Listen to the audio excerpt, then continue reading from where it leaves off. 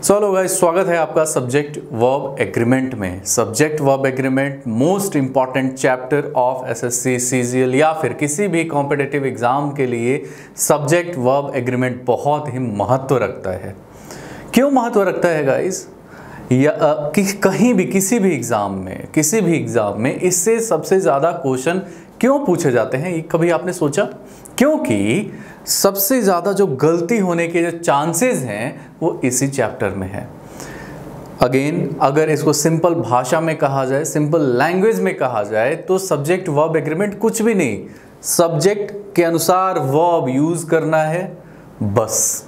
राम है तो is use करना है, यू है तो आर यूज करना है बस। यानी कि सिंगुलर सब्जेक्ट के साथ सिंगुलर वर्ब यूज करना है, प्लूरल सब्जेक्ट के साथ प्लूरल वर्ब यूज करना है। बात इतनी ही सिंपल है।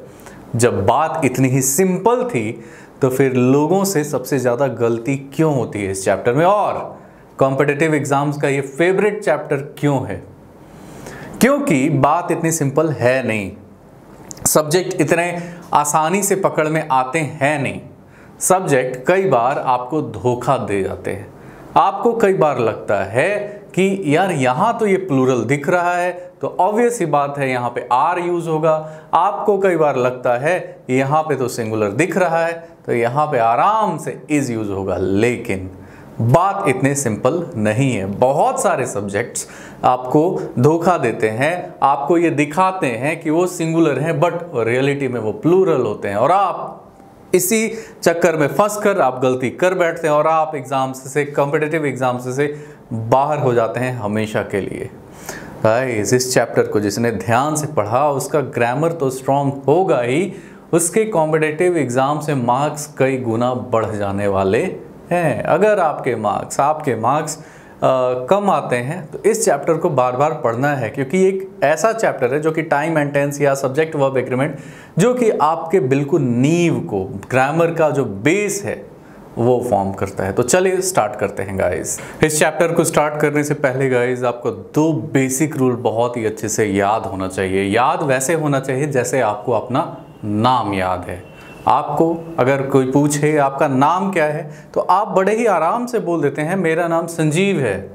ये बोलते हुए मेरे माथे पे कोई सिकन नहीं आई, मुझे कुछ याद नहीं करना पड़ा, मुझे जोर नहीं लगाना पड़ा, है ना। माय नेम इज संजीव, बड़ा ही सिंपल से ना।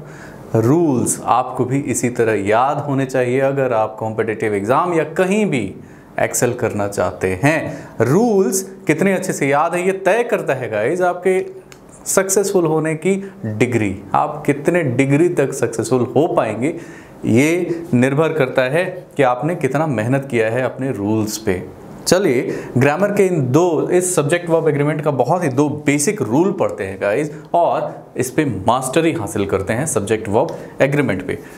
तो जो बेसिक रूल्स हैं उस पे रूल नंबर 1 है, बहुत ही इजी लेकिन बहुत ही इंपॉर्टेंट। याद रखिएगा, सब कुछ इसी पे निर्भर करता है। सिंगुलर सब्जेक्ट का मतलब सिंगुलर वर्ब, बिल्कुल।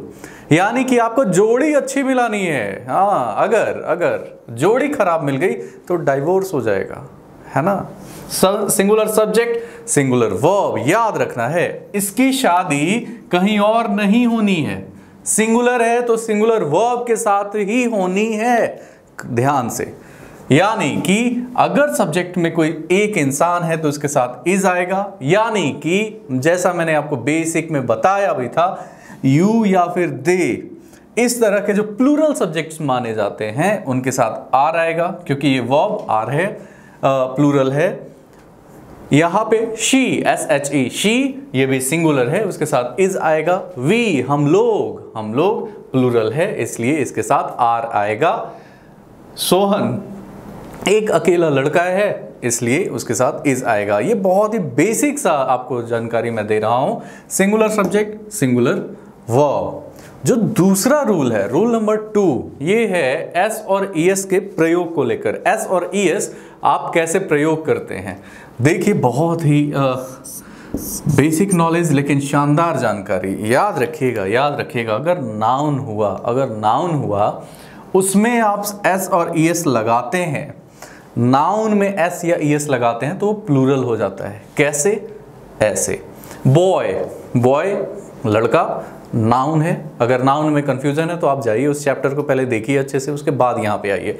नाउन का बॉय, इसमें हमने एस या ईएस लगाया, बॉयज ढेर सारे लड़के। बेंच, बेंच नाउन है, अगर उसमें हमने एस या ईएस, बेंचेस ईएस लगा दिया, इट मींस बहुत सारे benches. Got it guys? Yes, got it. आप कुछ भी, रिवर नाउन है, नदी का, नदी किसको बोलते हैं ये आपको नाउन प्रोनाउन में कंफ्यूजन नहीं होना चाहिए। अगर इसी में हमने एस लगा दिया, रिवर्स की मतलब नदियां, है ना। पेन, पेन या मार्कर, मार्कर्स या फिर पेन्स। याद रखना है नाउन में एस और ईएस का प्रयोग उसको प्लूरल बना देता है, जबकि वर्ब में एस या ईएस का प्रयोग इसको सिंगुलर बना देता है। जादू है ना, ये एस या ईएस इसके साथ आता है तो प्लूरल, वर्ब में सिंगुलर बना देता है। कैसे? ऐसे। गो, गो ये किसके साथ यूज होता है? ये प्लूरल के साथ यूज होता है। दे गो, है ना, वो लोग जाते हैं। Got it guys? गोज, जैसे ही एस और ईएस लगा ये सिंगुलर हो जाता है। गोज सिंगुलर है, गो प्लूरल है। याद रहेगा ना? बिल्कुल याद रहेगा, और ये मोस्ट इंपॉर्टेंट पार्ट है इस पूरे ही चैप्टर का, है ना। अगेन, नाउन के साथ एस या ईएस लगे तो प्लूरल, अगर वर्ब के साथ एस या ईएस लगे तो सिंगुलर। गो का गोज, कम का comes, they comes, wrong, they come, he comes. Fine, he एक सिंगुलर सब्जेक्ट है, उसके साथ कम्स, एस या ईएस लगकर जो भी आएगा वो सिंगुलर के साथ आएगा वर्ब की दुनिया में। Got it guys? चलिए, सब्जेक्ट वर्ब एग्रीमेंट के रूल नंबर 3 में आपका स्वागत है। रूल नंबर 3 कहता है गाइस कि अगर कोई सेंटेंस इस फॉर्म में हो या इस स्ट्रक्चर में हो कि नाउन बीच में प्रीपोजिशन, फिर से नाउन, नाउन बीच में प्रीपोजिशन और फिर से नाउन आए, तो फिर जो यहाँ पे ये जो खाली जगह है वहाँ पे कौन सा वर्ब यूज होगा, है ना। अगर कोई भी सेंटेंस इस फॉर्म में हो, नाउन प्रीपोजिशन नाउन, तो फिर यहाँ पे कौन सा वर्ब यूज होगा। जैसे कि द डॉग एक नाउन है ना, कुत्ता एक नाउन है, मोहन भी एक नाउन है। यहाँ पे देखिए ऑफ प्रीपोजिशन है, ऑफ प्रीपोजिशन है। जब भी इस स्ट्रक्चर में आए, जैसे the water, this river, the boys, this hostel, the condition, farmers, और बीच में सब के प्रीपोजिशन आ रहा है। जैसे जब भी इस तरह के सवाल आए तो आपको बहुत ही ध्यान से, और ये बार बार रिपीट होता है एसएससी में, ये बार बार कॉम्पिटिटिव एग्जाम्स या बार बार पूछा जाता है इस तरह का क्वेश्चन, तो इस वाले नाउन के हिसाब से वर्ब यूज होगा, फर्स्ट वाले नाउन के हिसाब से वर्ब यूज होगा। जैसे द डॉग यानी कि मोहन का कुत्ता, मोहन का कुत्ता, तो द डॉग ऑफ मोहन यहाँ पे is, the dog of Mohan is simply कुछ भी ब्लैक, मोहन का कुत्ता काला है ना। अगेन द वाटर, वाटर को काउंट कर सकते हैं क्या? पानी को नहीं काउंट कर सकते ना। आप ये बोल सकते हैं सर बूंदों को तो काउंट कर ही सकते हैं, यस, लेकिन क्या आपने कभी घर में ये कहा है कि मुझे 10,000 बूंदे दो पानी के? नहीं कहा है, काउंट नहीं कर सकते the water. Again this river, तो जिसको काउंट नहीं कर सकते द वाटर, ये सिंगुलर, तो the water of this river is कुछ भी, स्वीट,